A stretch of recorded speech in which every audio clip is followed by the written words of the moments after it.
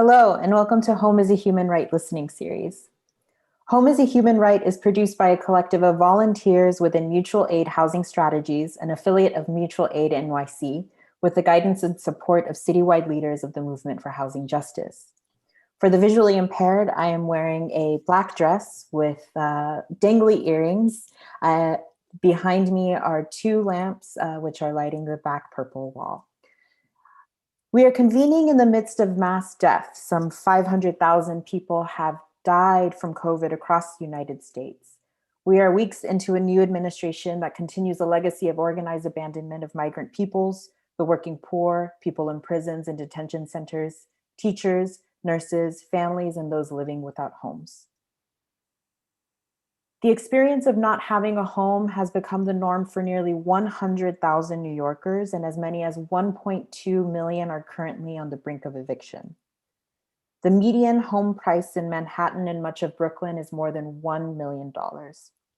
One baby in every 100 who is born in a New York hospital is brought home to a shelter. The rate of homelessness in the city today is at least double what it was a decade ago, a rate we have not seen since the Great Depression. And 20% of the city's hotels operate as homeless shelters, and the city spends upward of $3.2 billion per year on homelessness problems without solving it. And in family shelters, among heads of households, 93% identify as Black or Brown. Right now, over 200,000 eviction cases are pending in New York City's courts. But today, we are joined by two brilliant people that I'm so excited to have. Roberto Mangual is an event planner and promoter and an advocate with the Upper West Side Open Hearts Initiative and Homeless Can't Stay Home. Homeless Can't Stay Home is a coalition of member-led organizations fighting to hold New York City and state accountable for the lives of homeless New Yorkers during this unprecedented global public health crisis. The coalition is working together to make sure all homeless New Yorkers are kept safe for the duration of the pandemic, and that our city and state elected officials are prioritizing permanent housing for as many people as possible, as quickly as possible. We're also joined by Selena Trowell, who is a homeless union organizer at Local New York. Using her experience in homeless services and active anti-Black racism community work, Selena organizes directly impacted folks to combat the racist, carceral systems of homelessness in New York City in order to gain a homes guarantee for all New Yorkers. Hi, you two. Welcome. Roberto, so a lot's happened for you. I was wondering if you wanted to, catch us up on what's been the latest. Yeah, I've been going through a lot of change lately. Um, After having no other choice but to go into the homeless system and, as I call it, duke it out for the past couple years. I've gone from hopping from shelter to shelter, fighting with staff, fighting for housing, to now finally receiving a studio apartment in the Bronx. I found myself having to break constant habits, from how I describe it, being institutionalized in a system that kept me on a time schedule. Mm-hmm. But everything comes with a price, and this price I'm gladly willing to pay because it leads towards a positive light. Um, I fought homelessness for almost 3 years. It's not the most positive place. It's not the most inspirational place. Right. Somebody that's not very mentally strong can be easily broken. Right. Um, and I'm lucky that I found people throughout the years that kept me focused and kept me on a positive path. And now it's just up to me to make sure it doesn't happen again. And from what I learned from my time in the homeless system, make sure that in my future, when I do decide to build a family, that I supply my children the tools and knowledge needed to make sure that they don't have to go through the same experience with the homeless system that I did. Right. So the Tell us about the first shelter that you were in before Ward's Island, or I believe Clark Thomas. Um, Um, yeah, so my first shelter experience was when I was 19. I was there briefly. Um, I got into an argument with my father. Argument spilled out towards his intimate other, and then I was just kicked out at the age of 19. Um, I was taken to a shelter. I believe the name of the shelter was Willow, mhm, and there, on my first night there, I was assaulted by two men mm, while I was trying to sleep. Something that for me traumatized me in a way that mhm. kept me running from dealing with my homeless status for about, see, I was 19, like about 5 years. And then once I didn't have anywhere else to turn, it was just either do this or keep going on this cycle of just hopping from place to place. And I didn't want to do that because I wanted to stabilize my life. Right. So then, this first shelter as a Mhm. teenager, did there was no sort of like you didn't receive any sort of assistance from the administration or case Um, managers? to be honest, I wasn't there long enough to see a caseworker or a manager. I Right. walked in the middle of a night one night, and I believe it was the end of the summer.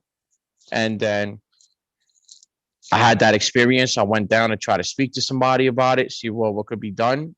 And they told me they couldn't do anything because the way that the men's shelters living areas are designed, due to privacy reasons, there can't be any cameras Hmm. and the living spaces or sleeping areas. So it was Hmm. my word against two other men. And once Hmm. I seen that scenario kind of start playing itself out, I just packed up my bags and left. Right. And then you transferred to a different shelter Had a once. house hopped Uh-huh. for about 4 years between my father, family members, friends, and then what do you call it?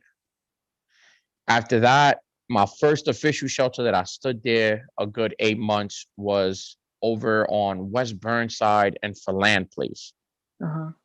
At that institution, I was constantly being given new caseworkers because they were constantly either quitting Right. or they were being transferred to other places. So I saw myself hitting the reset button a lot with caseworkers.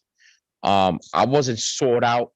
I didn't feel like a priority or somebody was trying to help me because these people will only come looking for my attention when it had to do with me signing a piece of paper or a IOP. What's the Um, IOP? to be honest, I don't even know what the syllables are because they would just throw the paper in your face, be like, Right. "Can you sign this for me?"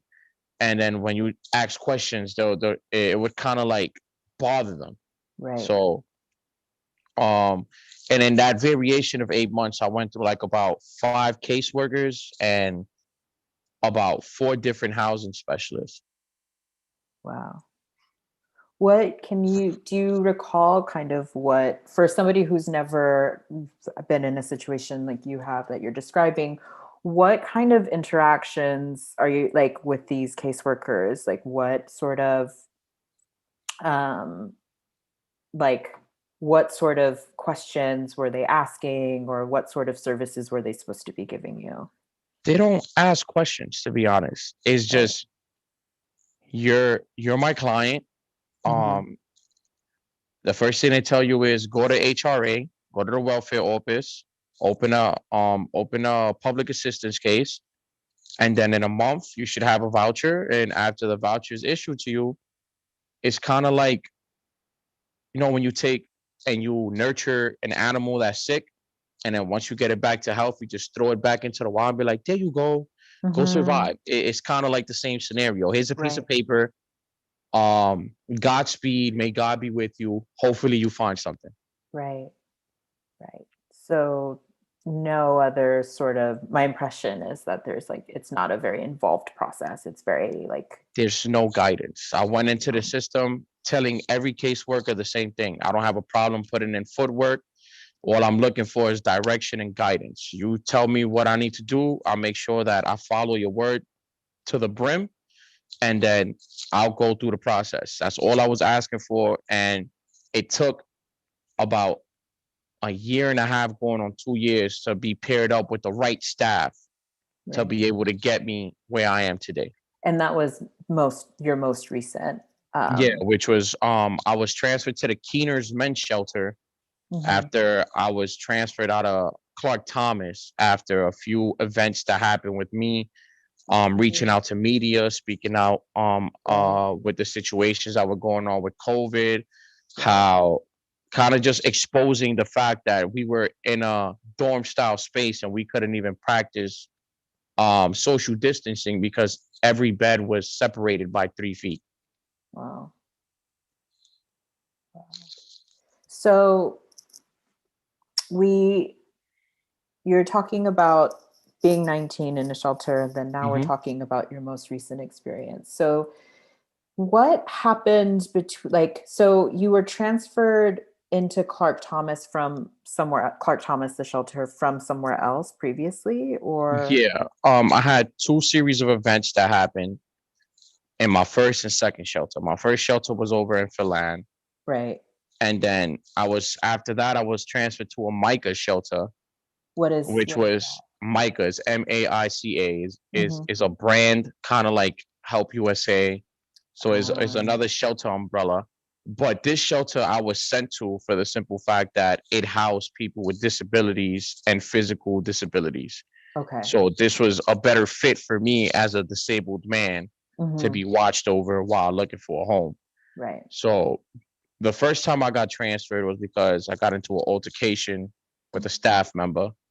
Hmm. Um, they wrongfully went through my property, searched my things, and when I put up a complaint, the individual that I put up the complaint about didn't like it. Right. So he went out of his way to approach me. And protocol in the shelters, whenever a staff member, caseworker, whoever it is to approach or come into the living areas of the shelter, they must be accompanied by a security guard. Hmm. So when that happened and he came into my room, he asked the security guard to stay outside in the hallway, which already is breaking protocol. Then I was told by this individual who had helped me recently, at the time when I've had an epileptic episode in the bathroom. He didn't like that I put up the complaint against him, put it on paper, sent it to DHS headquarters. He went out of his way to tell me, well, let's see who's gonna help you next time you have a seizure. Because right now what you're doing is that you're biting the hand that feeds you. So after I put up the complaint, explained my situation to the director of the shelter, 2 days later, I'm being presented with something called an administrative transfer, which in the system of the Department of the Homeless Services is made out to be done randomly. But every time that I've received one, it's been because either I've put up a complaint or I've decided to speak out. And in the system, it looks like a random shuffle of an individual, but it's put out to just remove what they don't want to deal with. Right. So after that, I was transferred to the MICA site on 165th and Park Avenue in the Bronx, and it was the same situation. I got into a verbal dispute with a nighttime supervisor because I came back to the shelter. My bed was drenched in some weird liquids. I asked him to go through the cameras.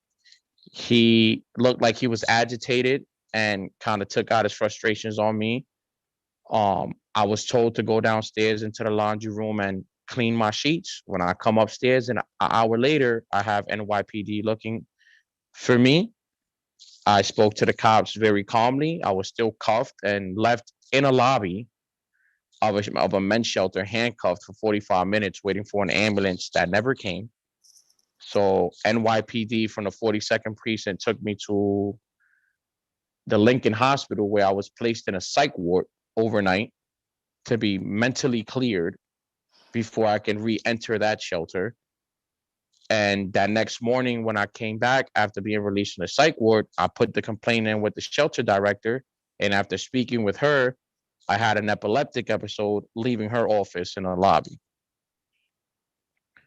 2 days later, I get another administrative transfer, and I'm sent to um Clark Thomas and Ward's Island.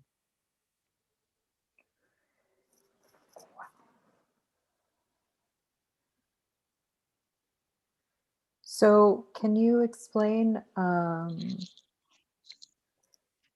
so there's three different shelters and you're a single adult navigating Mhm. the system. So can you explain for people who have no understanding of like how the shelters work, like how are single adults filtered into them, and like what is the literal like what is the shelter situation? To be honest, I believe that DHS doesn't have a way to filter individuals.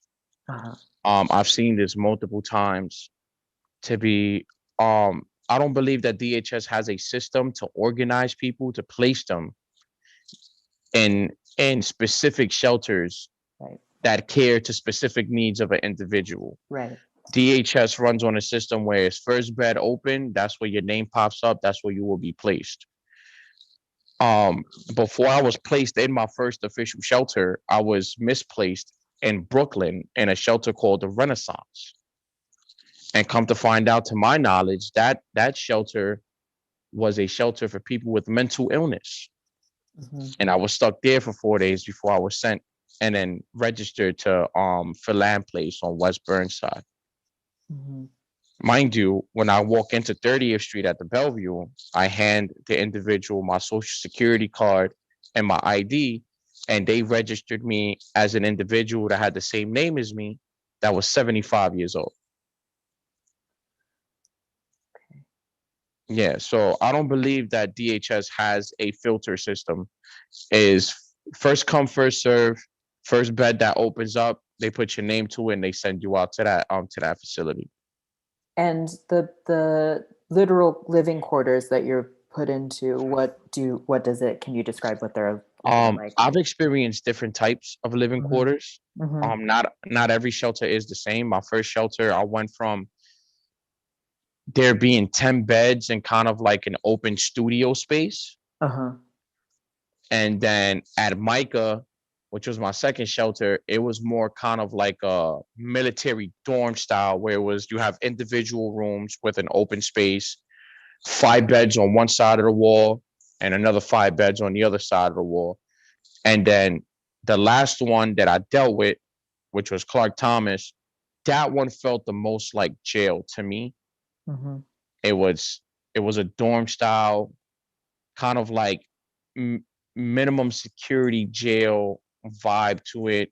Very plastery colors. Right. It's something that you walk into, the energy feels heavy, the Right. atmosphere feels depressing. That Right. was like the worst one I experienced out of all of them. Um, it was very depriving to me as an individual, Mm-hmm. having to share a space on a floor, even though you have barricades that were made out of cinder blocks. It's still an open space. You're on a floor with 100 other homeless tenants. You have 100 people sharing 2 bathrooms that have six toilet stalls and 4 showers. So you do the math. Right. Um, the best way I can describe the bathroom situation when I was in Ward's Island was kind of like walking into a public pool. The showers had no temperature control. It was press the button, shower comes out just like in a jail. And it shocked me because after I went into that shelter, I started to do the research, Right. and you see reports that say that these shelters get massive amounts of funding, Right. millions of dollars, and it's just like you walk into a shelter and you never get the feeling or you never get the visual of $1 million facility.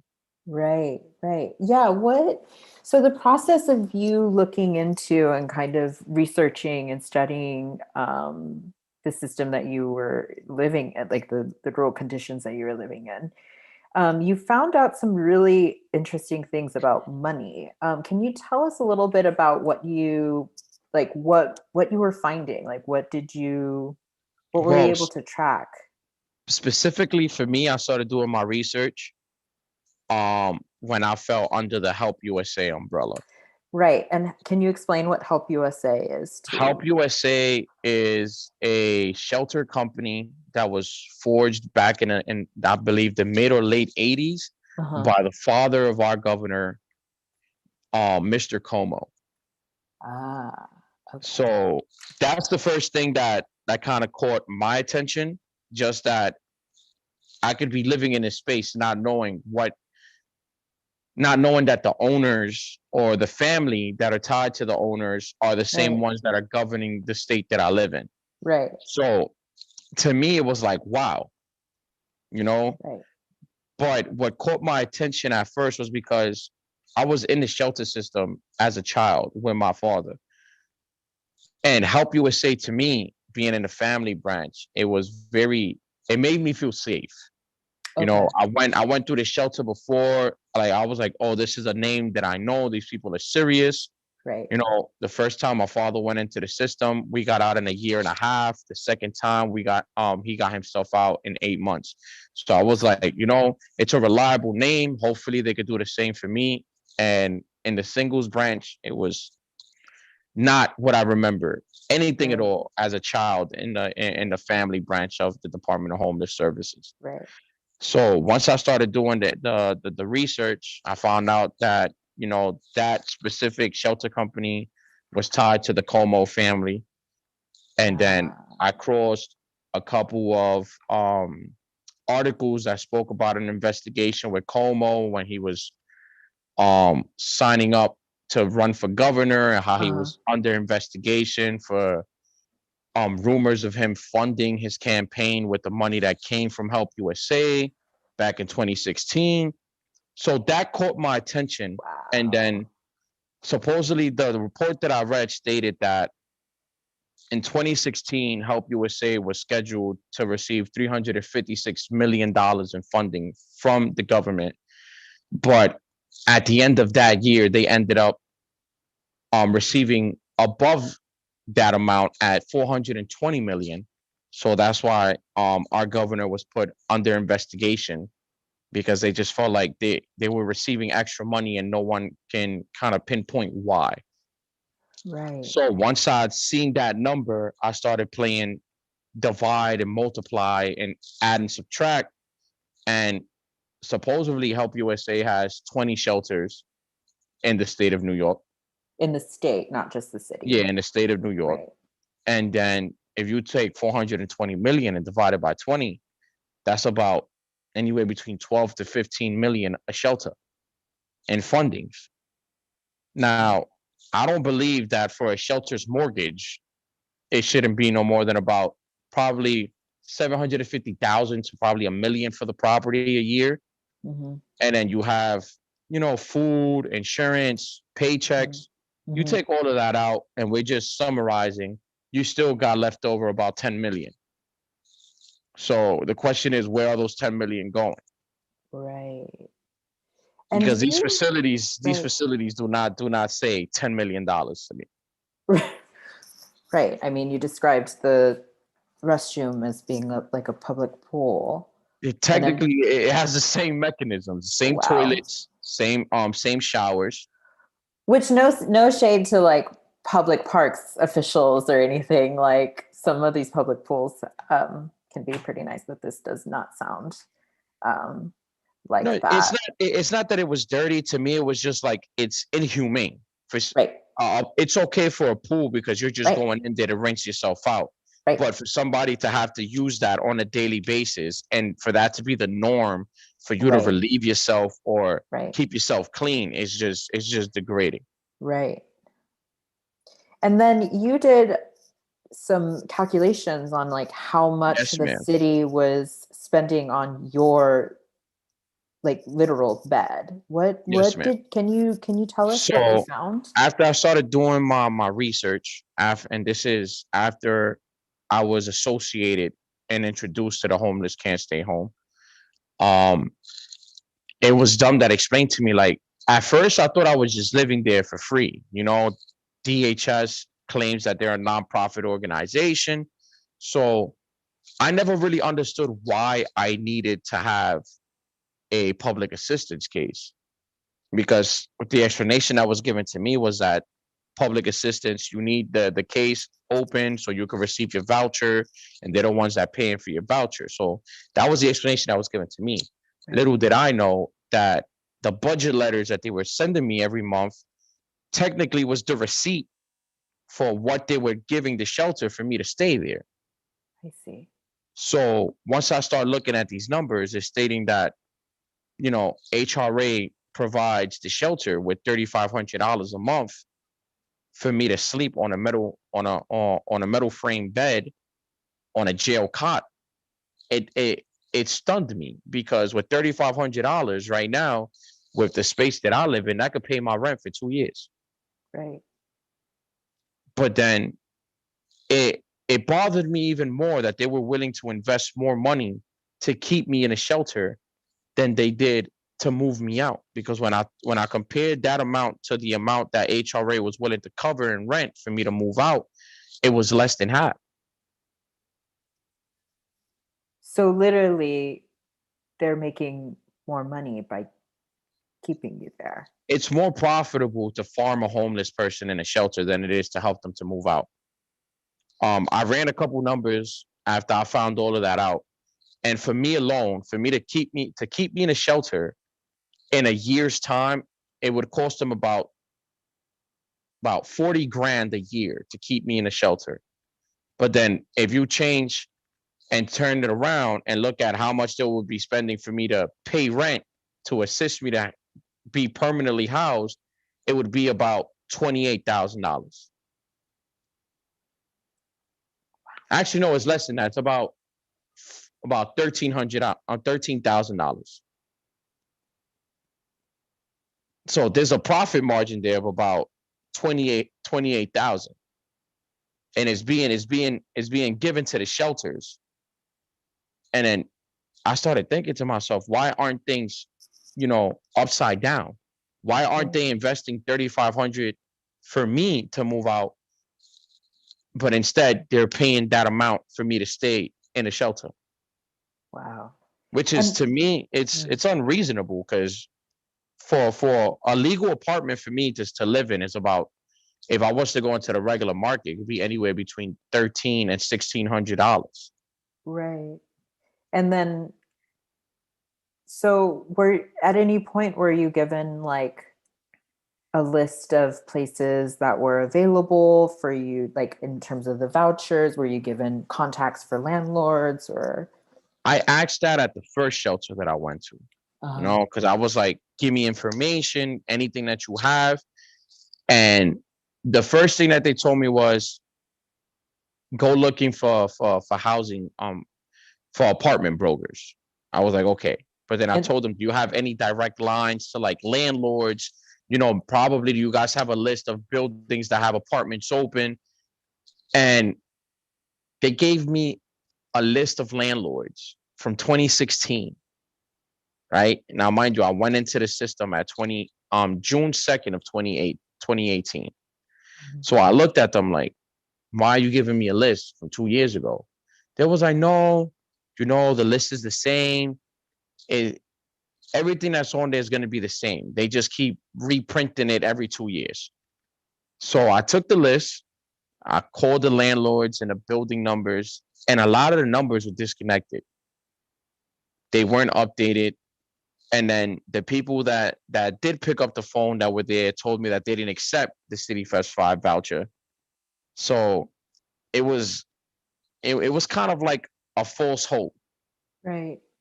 And the voucher, to my knowledge, the voucher amount has been pretty consistent. Was the voucher amount consistent throughout your time of navigating Um, in the the 3 years that I've been in the system, I had two vouchers. I had Link 5, which was first, but then right? after I got transferred from the first shelter into Micah, I got word that supposedly Link 5 ran out of funding. They had to shut it down. And then about 2 months later, they came up with City Feds 5. And I was City handed City City Feds 5. FEPS 5. Do you know what So that stands for? Like can you clarify for folks who uh, don't? I don't know what that stands for, to be honest. They don't explain any of that to us. Right. They just tell you, here's your Okay. voucher. This is how much it covers. Right. Go find something. Wow. So I did that, and it was a lot of knocking, a lot of calling. In my time of having a voucher, I've spoken to about 50 different apartment brokers, but how I like to call them, gatekeepers. And I was informed that supposedly it's illegal for an apartment broker or a landlord to not accept the voucher. On paper, the voucher is made seem like it's accepted everywhere, but how is it accepted everywhere? And all I keep saying is, all I keep receiving from the apartment brokers was, we accept it. We don't have anything for it at the moment. It got so serious that I went to a Bronx borough senator's office over on 163rd Street and Interville. And I sat down with them and I told them, look, I'm homeless. I used to live in this area. I need assistance, finding a home. They was like, what did they give you in a shelter? What disabilities do you have? I presented them the voucher, and in 10 minutes, the housing representative that they had there, that would take listing of landlords that come to them and tell them, look, I have this open, so they could refer it to the community. He told me, I can't help you. It's just a price that's too low. It's below market value. I don't I don't know what I can do for you at the moment. And how much is the voucher again? The voucher, ever since I received it, has been $1,265. Right. Selena, I'm wondering if we can drop in here and kind of talk a little bit about like how we got here, because Roberto is tracking the past 3 years, but it seems to me that this has been kind of building and building and building for quite some time. Yeah, absolutely. Hello, everybody. I just wanted to take a moment and just like help uplift a couple of things that Roberto has shared. So when he was talking about the ILP, that's an independent living plan, right? Or they call it a SP, a service plan. And so basically, the trigger and that is independent. And the reason why that is because as shelter clients, I say that in quotation, you carry the onus, you carry the burden. And so these documents that you must sign when you meet with your case manager bi-weekly, weekly, however the case may be, depending on your level of need or whatever, and I'll get to that in a minute, must show that it's not the facility or the provider that is the issue or the problem. If there's a hindrance and you move out, it is you, the client. And so your meeting with the case manager could be every 2 weeks if you are considered a long-term stayer, right? So I'm going to end up sharing a whole lot of provider secrets, right? Like if you are a long-term stayer, then they want to meet with you weekly because there must be an issue with why you're still here. Not the fact that there is no affordable housing. You're not trying hard enough. Right. MICA stands for, it's a horrible acronym, honestly, that needs to update. It is mentally ill and chemical abuse. Wow. Right? So for those, right. So we don't consider the fact that we all, on whatever level it looks like, I can't be the only one on this call that has ever dealt with anxiety. Right.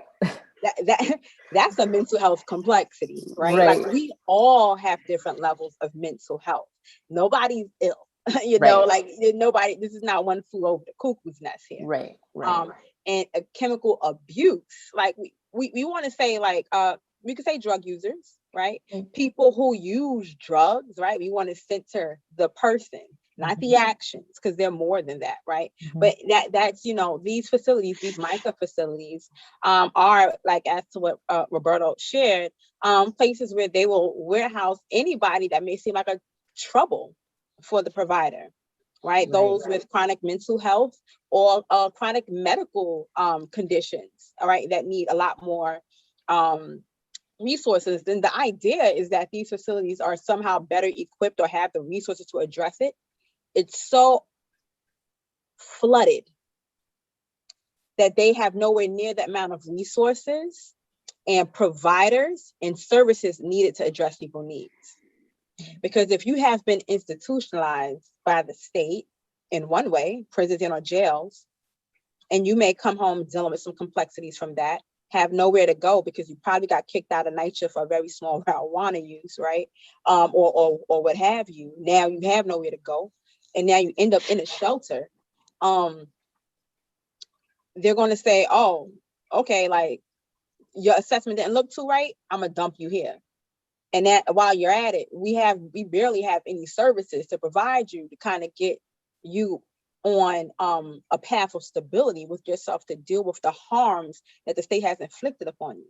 And I just want to say, like, quickly, even like, so Roberta, like, a word to that, like, it's honestly, it's not just up to you. Like, I don't want you to feel as if you have that burden of keeping yourself housed. We live in a society that has created the conditions that made you homeless and kept you homeless. You didn't do that. And so I don't, I want to make it very clear, right, that there's a lot of gaslighting that has been going on for the past almost 100 years when we really start to break it down in terms of why homelessness exists, who's homeless, and why is it so hard for people to come out of the cycle of homelessness. It's almost 100 years. We're going back to 1934, right? A New Deal, right? We're going back to Depression, where housing policies that have been rooted in white supremacy, that have been rooted in capitalism, which is inherently, anti-Black within itself, have played out and evolved, been maintained to create a situation where, to your point, Nico, 93% of the people who identify as Black and as homeless are Black and brown, or where 40% of Black people are homeowners, as opposed to 70% of the white people who own their homes, right? I was taking notes, Roberta, but also, it's a huge conflict of interest when we look at the situation with Cuomo, right? Who under his tenure, his last decade, homelessness has increased across the state to 92,000.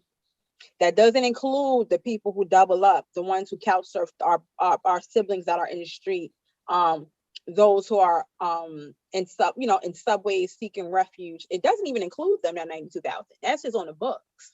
Right. Okay. So, and then, like you said, with how many more people pending homelessness, like we got to really frame it. It ain't just eviction, pending homelessness, right? Like there's a ... there, pending homelessness. And we're talking about a person who's known for his bullying, known for his austerity politics and budgets, known for his anti-Black, brown, undocumented, indigenous, anti-poor policies. His family being in charge of a shelter, right? And then also typically what happens too, as far as, like you say, like what I know, and so let me back up, right? The reason why I can say the things that I'm sharing here is because I was part of that system that helped perpetuate the cycle of homelessness. I am not ashamed to say where I was, when I deal with people and I go out and I engage with folks, it's a different level of a conversation you have when people can talk about the ills and the harms that a system has caused them. They don't quite expect you to validate it. And they typically, if it happens, it comes from a sense of just listening. And I'm saying, no, I've been here because I was probably the person that had the key into your room, whether you liked it or not, and told you it wasn't yours. Right. Yeah. Can you tell us a little bit about your background? Yeah, absolutely. So I was a shelter case manager, right, for a couple of years. In the very community I am a lifelong resident in, right, in Brownsville. And it was in a family shelter. So I'm very privy to what it's like in a single adult shelter, which, very different. Roberto spoke on it. Like, I remember, Help USA being so different as a child. And this is like, yeah, because, we're all in this like virtue signal of save the children. And then when you become adult, the issue is this neoliberalism of pull yourself up by the bootstraps, and it's your fault. You here, you get yourself out as an adult. Right. Very different ball game when it comes to single adult shelters and adult families. It is absolutely. The funding looks different, right? So when we talk about what they may receive federally, state, city, the reason why the facilities aren't seen it is because it's going to salaries. And let me be very clear, the salaries are not going to the case managers. Right. Oftentimes they're understaffed, overworked, and there's a lot of high turnover because of bureaucracy that they have to deal with. I can tell you that for a fact, right? And it also goes to the developer partners of these providers as they build out their real estate portfolio. That's either acquiring more buildings to turn into shelters or getting into the game as landlords, where you would think one would have the beautiful opportunity of providing more supportive housing because they know that they have shelters and shelters full of people who need housing. But what they do is say, we'll just skim it. We'll give a little bit of supportive housing for our current clients and then open it up. And I think what we're looking at right now is, shucks, people in shelter have a need for housing, and then people who are like doubled up and all those things, like, or they have a need for extremely low income affordable housing, right? So there's a lot of complexities there, but that's why the people aren't seeing the money when they go into these shelters. And oftentimes they don't own their buildings, they rent to. Wow. So I mean,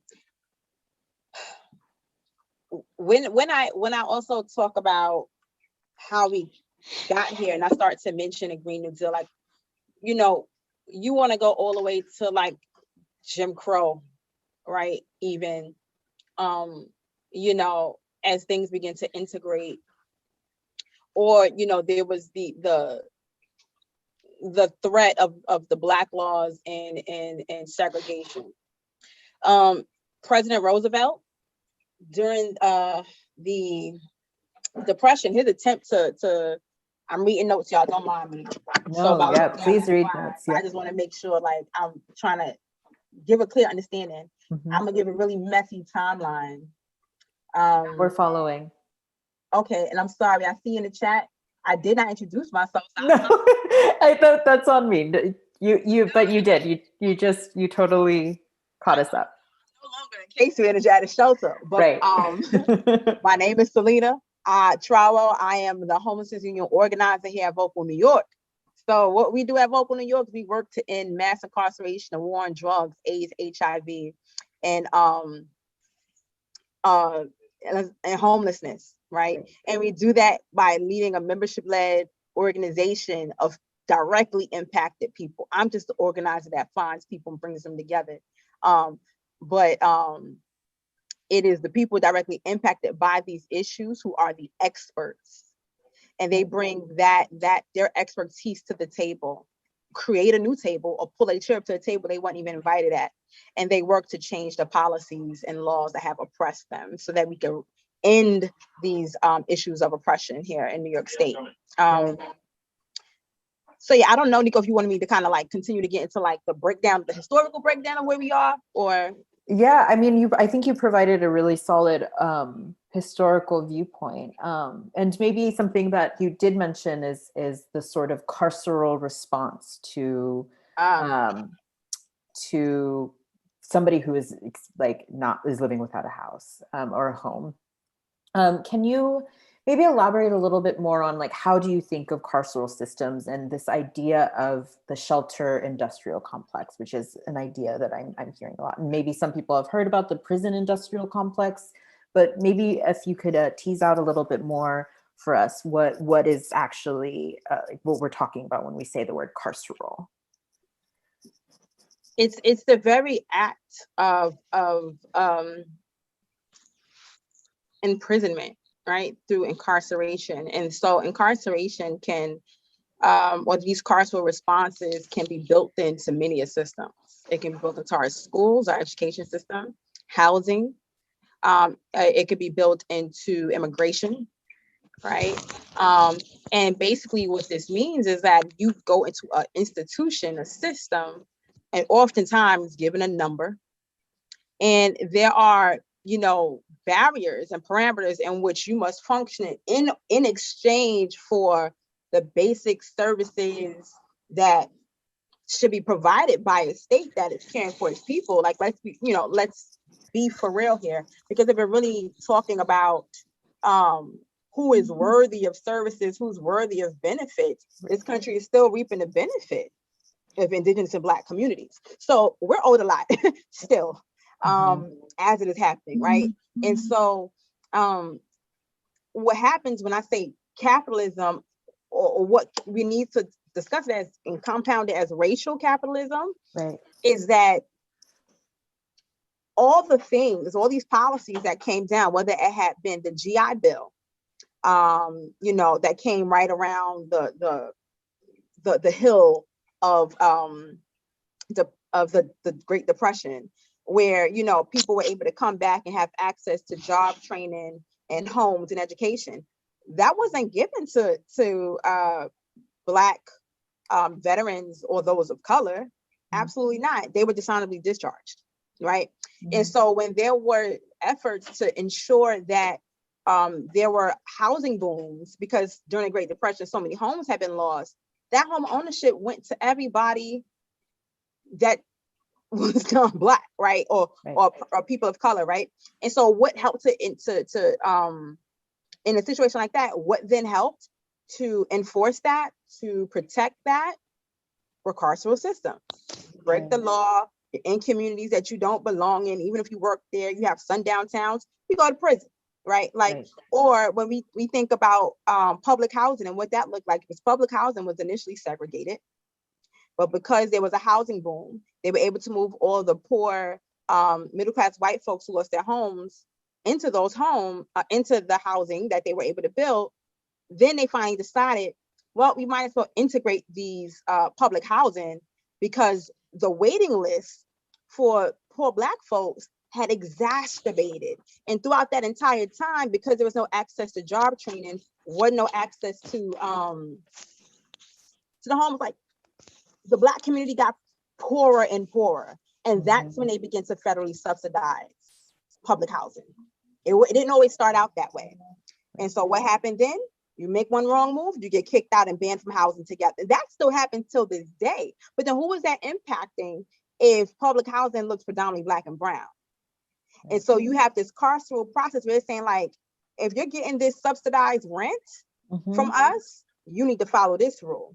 You can't do this, you can't do that, you can't do this, you have to live like this, all while we're putting lead poison in your paint. Right? So these are the carceral systems, and then you go into what it looked like, that led to like white flight, and then more people Black people coming into public housing and getting policed through that, literally having police in communities because of the disinvestment that was happening, the rioting that was happening, right? The white flight, where there was literally landlords burning down homes and leaving communities, right? And leaving people in peril. So people had to do things to survive, right? And this is what I mean by the society, conditions have been created for people to have to do what they needed to do to survive. That doesn't excuse anything, but we have to understand the context. People needed to eat, people need to have a home over their head, people need to make sure, they did what they had to do. And any action of self-agency was shut down. Right. 1968, we talking about the civil rights, our leaders were sniped out through state-sanctioned violence, right? When that didn't work, when that was enough, the war on drugs, which was the war on poor people, got put into our communities while other communities got the resources, right? And then from there, our communities got occupied with police. All of these things created conditions in where people got poorer, more people became homeless, and there was nowhere for people to go because they weren't creating affordable housing anymore. I mean, we talk about redlining, right? And so you also talk about people who went through the crack era and may have felt like they've succeeded. And at this point, they were gaslit into feeling as if the only way to protect what I've gained is to call more police into our communities. All while not realizing the reason why that was the only option It's because they robbed you of all the resources that you needed in your education, your housing, your healthcare. And so all that was in your face as a viable solution with police. And then what we see 30, 40 years later, our communities torn apart. People were getting counted in the census wherever they were imprisoned and not in their communities, no resources. So still no housing resources. All those, people are literally getting kidnapped out of the community by the state. Mm-hmm. And so we're in situations now of we look at it further. All those things the police state helps to protect. And then when you go into a home, a shelter system, the homeless system, Department of Homeless Services here, what we see is we got to tell grown folks, sign in, sign out. You need my permission if you want to spend the night somewhere. If you don't, you lose your bed. It's actions like that continue to perpetuate the cycle of homelessness, continue to perpetuate and criminalize the cycle of poverty. And so, I'll stop there. Yeah. I mean, something, Roberto, you were sharing that you literally had the police called on you. Yes, wrongfully. You were like, there was like no reason why the police needed to get involved, and you were put in jail. No, I wasn't put in jail. I was thrown arrested. in a psych ward. In a psych ward. In the Lincoln Hospital, yeah, just because I had a staff member. Another carceral response. Right. I had a nighttime supervisor state that I threatened his life. And I don't understand how that's even possible, because I've never had an issue with this man. The only thing I told him was, do your job. Right.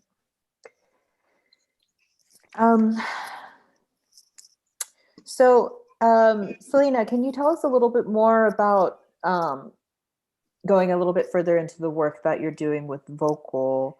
What right now are you seeing needing to be immediately responded? I mean, there's so much that is immediate, but what is it sitting on your mind that really people need to be starting to look at and organize around? So what we, excuse me, there's right now, we are in a unique time. State budget is underway. It's due April 1st. And we need a leadership response to do the right thing, to ensure that we have a just budget that not only houses people, but saves lives, right? Because when we talk about housing as healthcare, and we talk about an overdose crisis that is happening with, preventable deaths, what a different world this would be if people had a place to call home. And so we are asking our state legislators to fund what is called a housing access voucher program. Mm-hmm. And so this is a statewide voucher program modeled after Section 8. Mm-hmm. And what is unique about this is that it covers not only people currently homeless and eligible for public assistance, it goes beyond that. It covers individuals who are undocumented. No other program or proposal addresses that. Our undocumented brothers and sisters and siblings. Individuals who receive Social Security income. What we know right now is about 67% of those who are homeless have a disability, but they're not eligible for the city FEPS voucher because they don't have public assistance. So these are the people who are often left behind. Right. In the shelter, our elderly and our disabled, our veterans, right? Mm-hmm. And then this also covers individuals who have, again, like the public housing, I'm drawing a blank. The public,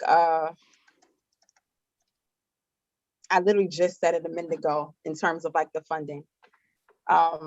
Public assistance, that's what I was looking for. It covers the public assistance, those who are undocumented, those have Social Security. And so it looks to cover a larger group of individuals right now, and family members and households, mm-hmm. like never before. And we need that on a statewide level. And I say that to amplify the issue. of the state not having the same protections as the city. Most people are not aware of that. Where we are a right to shelter city, that is not the case in upstate New York. They are not right to shelter. Right. So the city is kind of contained, the shelter system in the city is kind of contained to the city, but there is no bridge between the wider shelters across. Yeah, can you elaborate a little bit about Yeah, that? so I don't know too much of the history of that, but it just know that it's a travesty within itself. Yeah. And so that's why we're really pushing. We're asking our elected officials, our community members to really, really, really push and pressure and demand that our senators and especially our assembly members to provide adequate funding for housing access voucher program. We don't need the crumbs. We need adequate funding in their one house budget, right? So if you don't know who your representative is, please, there is a state website. You can find out who your assembly person is and their contact information and their in-district office, if their in-district office is functioning, and call them up and say that we need adequate full funding of the housing access voucher program. And we also need to ensure that we have resources for our community members to be able to access life-saving drug treatment, like make sure we could undo the very nasty veto that Cuomo did last year in terms of what it means to need prior authorization for medically assisted treatment. And what I mean by that is access to the methadone, the buprenorphine, the Suboxones, right? He only allowed individuals who have private insurance to remove prior authorization. But if you are basically poor, if you basically have Medicaid, which leaves you to be disproportionately Black and brown, you have to go through hoops of fire and brimstone to access these things, understanding the triggers and pressures that will cause, especially if you, and how that compounds if you don't have housing. Right. So these are the things that we are really, really pushing for on a statewide level. And then is there any upcoming things that you want people to know about to pay attention to? I believe March 17th, there might be something that you're involved with. Absolutely. And so March 17th, Vocal New York will be hosting the Caring and Compassionate Mayoral Reform. We are looking for our next our next mayor who will center policies and legislation that will honor care and compassion here in New York City. We just recently launched a platform, a Right to a Roof platform, which demands an end to homelessness through an integrated housing plan and racial equity, right? Policies of racial equity. And what's unique about that city platform for housing as we go down to city is that never before has there been a platform that attempts to integrate what bureaucracy has tried to keep separate intentionally because of the money. We're talking about the renters, the small landlords. We're talking about NYCHA residents. We're talking about homeless individuals. We're saying we need to all come together and ensure that the city has one position that oversees it all. And that way we can then truly, truly have a platform not a platform, but a housing plan that then addresses the racial inequity that has fed the city for far too long. And so that's what's very, very unique about the Right to a Roof platform. We're asking for an integrated governing body, and we're asking that it addresses the historical racial harms of housing here in the city.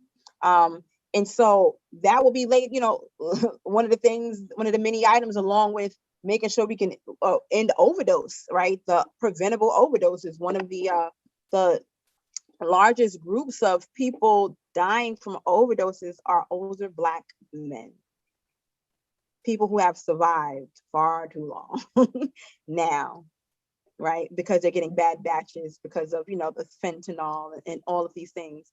And we're saying it's ridiculous that facilities like Clark Thomas, for example, or Rikers Island don't even have Narcan that can reverse deaths. People don't have to die. Our people don't have to die.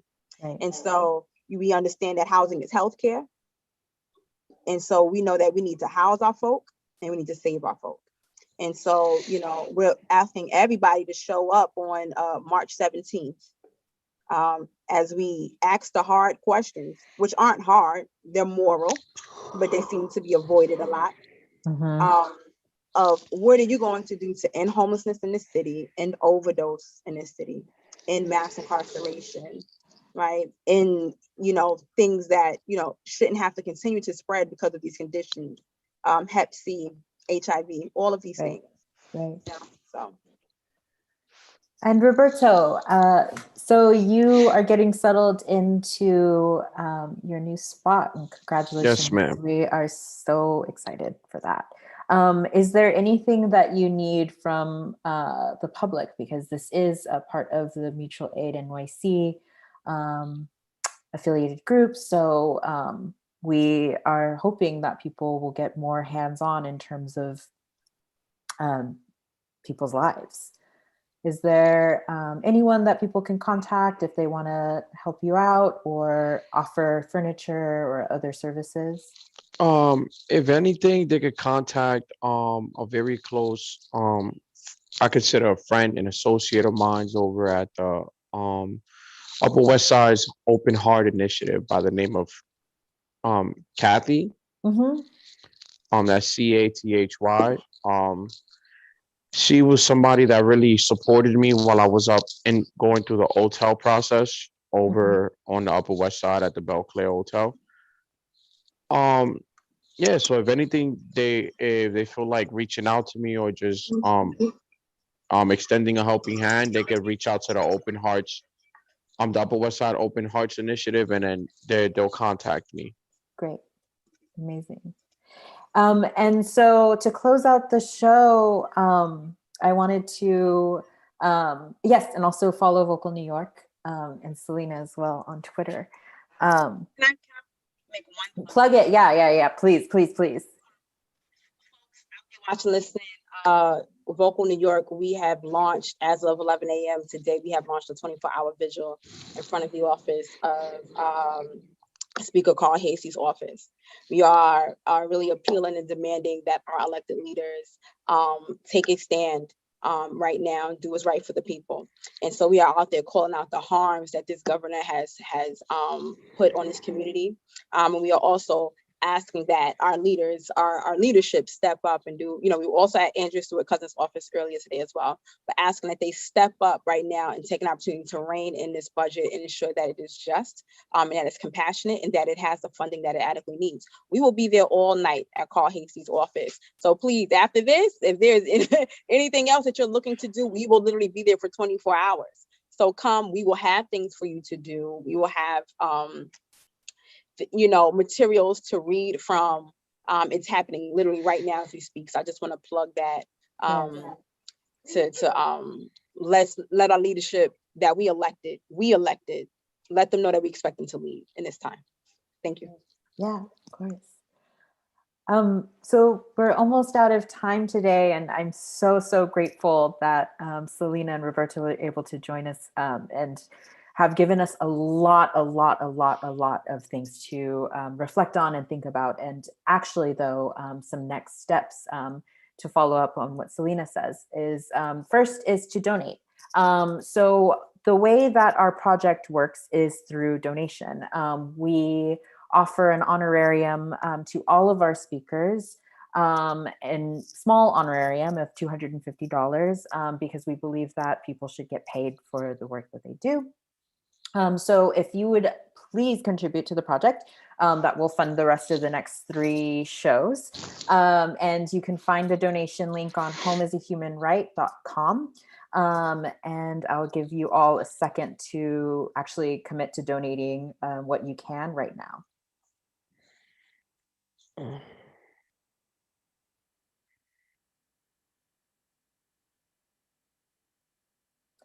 And then the next step is to join us next Thursday at 7:30 p.m. So how it's going to work is that it's an opportunity for all of you who've joined us today to actually come join in on a conversation.